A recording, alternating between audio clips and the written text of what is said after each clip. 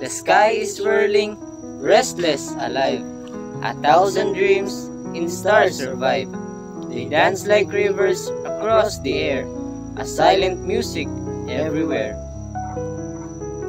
The moon leans low, a lantern's bright, guiding wanderers through the night.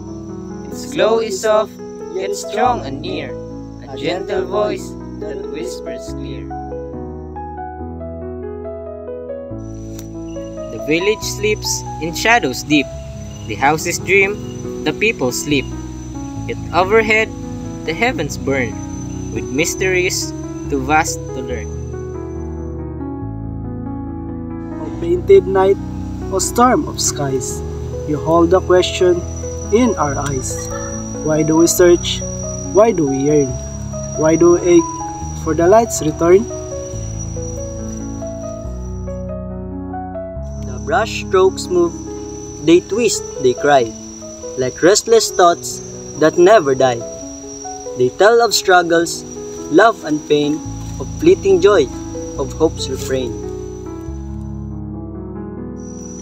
Darkness presses, but cannot stay, for every night must break today, and even shadows, cold and long, are followed soon by morning song. The stars remind, though far they seem, that every soul still dares to dream, and in the chaos, bold and tamed, a spark of peace is still proclaimed. O starry night, your voice is true. You hold the grief, the painter knew. Yet in your swirls of fires and you, a brighter future breaks anew.